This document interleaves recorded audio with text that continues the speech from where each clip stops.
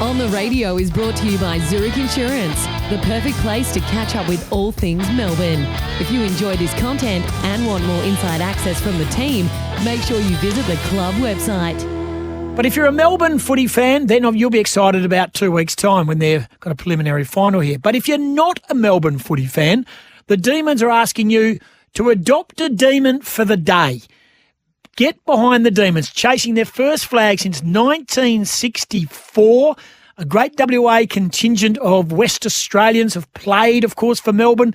Some of the greats of the game. They've got plenty of West Australians currently in the squad and about the place as well. So don't hesitate to adopt a demon for the day. And speaking of the Demons, I think he's online right now. It's time to talk footy with Trent Rivers. Well, one group that doesn't really care about what's taking place this week because they've got the week off, and that's the Melbourne Football Club, and we're joined by a familiar name in WA, and of course it's a West Aussie boy from the East Fremantle district, of course, through Willetton and the East Fremantle Football Club, and that is Trent Rivers, and he's been kind enough to join us. He's currently in quarantine, lockdown in the bubble at Joondalup Country Club Resort, and he joins us on the show. Trent, welcome home, fair to say. Oh, thank you very much. Yeah, it was been a long sort of year without being able to get home, so it's nice to finally, get back into the home state. Absolutely. It's a bit frustrating for you, though. You are in lockdown, so sort of no friends and family, or are they looking at you through the fence? Have you had any eye contact with anyone you know since you've been in lockdown? Not just yet. I think Mum might drive up and, drop off a little snack pack and a thing or two. But other than that, nothing just yet. All righty. So you've got the week off, so to speak, and that's the week off from playing. How very different is it? You're here, you're obviously training hard. I would imagine you'd have a fairly hefty hit out on the weekend or maybe even on Friday. What's the schedule for the Demons? Yeah, this week's more just been around getting your mental state right. And just focusing on getting your body right as well. We'll have a solid hit out this weekend, I'd imagine, and then have a full week leading into the prelim and make sure we're ready to go. You've played Adoptus before earlier this year. In fact, that's not that long ago, wasn't it? It was against West Coast when they challenged you late in the game and you fought back to hold them off. What was that like playing at Optus Stadium? Obviously, it's a good forerunner for what you're about to encounter in the preliminary and possibly the grand final. Yeah, I mean, for me personally, I reckon the best thing about it was just having my family and friends there. It was the first time, my dad's come to see me play and then all my mates as well. So, I really enjoyed it and the atmosphere is unreal. So, it'll be great to get out there against, whoever it may be in the prelim and get to do it all again. Trent Rivers, our guest in the Melbourne Footy Club from the East Fremantle Football Club and Willetton, of course. When you're playing and you're at the stadium and you probably know where they're seated, what sort of buzz is that? Because of lockdown and COVID and they haven't been able to travel and seen you play, of course, you're well ensconced into your second season, you're playing in a really good team. So that's frustrating. But when you're playing, were you conscious of where they were or are you too much in the zone? Not during the game. I didn't actually know exactly where they were sitting. I knew sort of the areas. But after the game, not knowing was a bit annoying because I was, trying to look around for everyone and couldn't really see too many people. But I got to have a chat with a few of my best mates and my mum and stuff before the game. So they all came down to the boundary, which was nice. Yeah, really nice. Hey, you've played every game this year. 10 Demons have done that. That's a real feather in your cap. Touch wood, you've had an uninterrupted season and you've really kept your spot and you've really got an important role to play. Yeah, well, firstly, I've just got to, thank the coaches for backing me in each week and allowing me to, keep playing footy. Look, I don't go out every week thinking, I'm going to, go out and play every season. I'm just worrying about, making sure I do my job and play my role so the team gets the win. And, if that gets me a spot next week, then that's what I'm prepared to do. What's the role? Without telling me the one-on-one stuff, what's your one wood, Trent? My one wood's probably my kicking. Yes. But yeah, I think just, locking down defensively is something that I've really had to implement into my game, and it's come in leaps and bounds this year, and there's still definitely plenty more to improve on. But from last year, I think I've improved on that aspect a lot.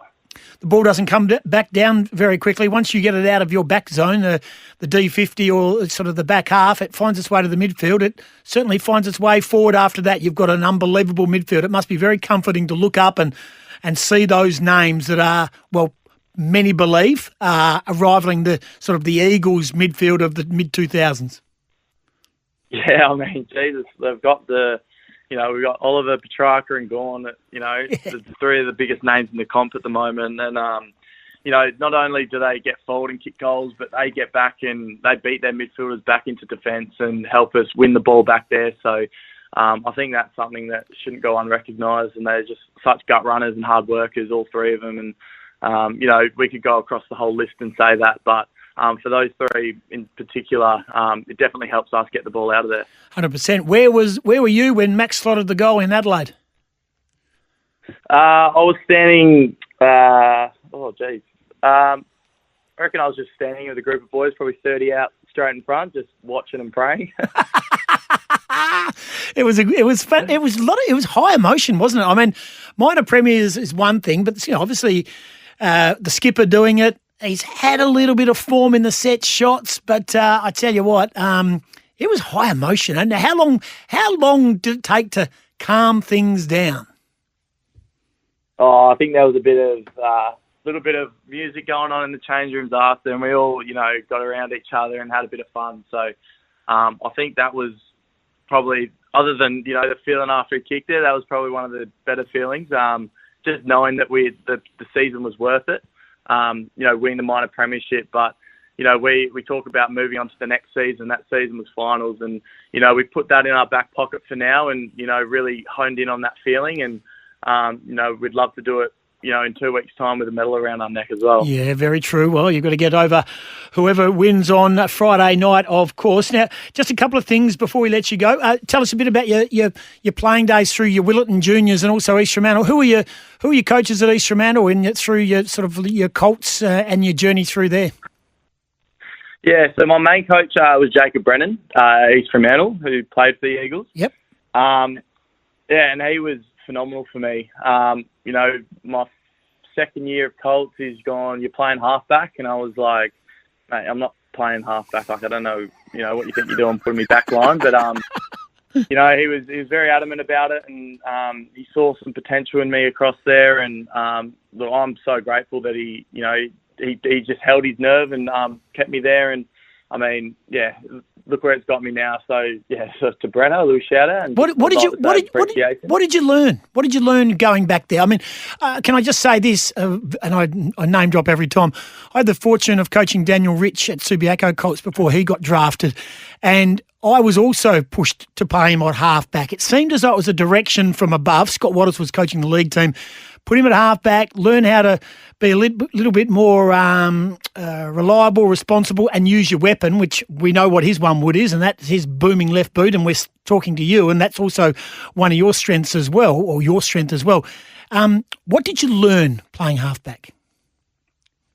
I think you can almost use your you just get a little bit more time. If you're playing midfield and the ball gets kicked out, I mean, it takes a few seconds to get to the midfield, but it takes a few extra seconds to get to the back line. So your ability to read the play and, get into better positioning defensively, you definitely, grow on that aspect of the game.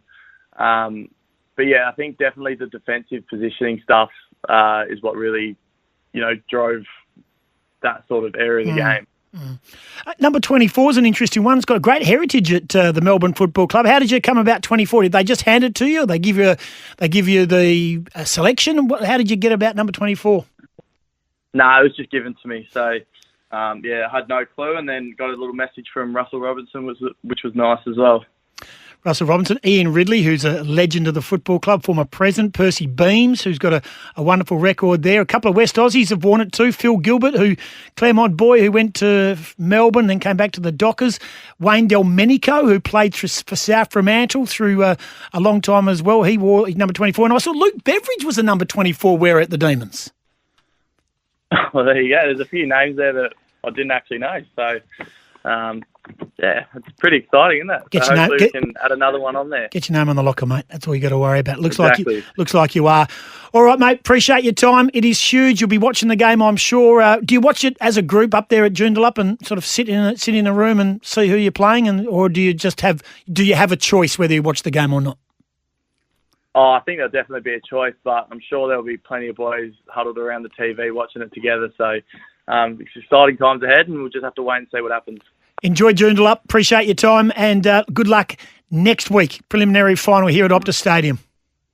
No worries. Thank you very much. Good on you. There's Trent Rivers, fine young man, a West Australian product, and yeah, he has not missed a game this year. What about that? 10 players have played every game, and he's one of them, and he's holding his spot. Not just holding his spot, he's making an incredible difference for the Demons. Fine young man, beautifully spoken, and of course, making a difference for the Demons. They've got the week off. And don't forget, if you're a West Aussie and you're trying to get to the game, Melbourne football fans, you can jump on board, footy fans. If you're an impartial footy fan, the Melbourne Football Club want you to adopt the Melbourne Demons at the preliminary final in a couple of weeks. So if you are getting a ticket for the preliminary final, cheer for the D's.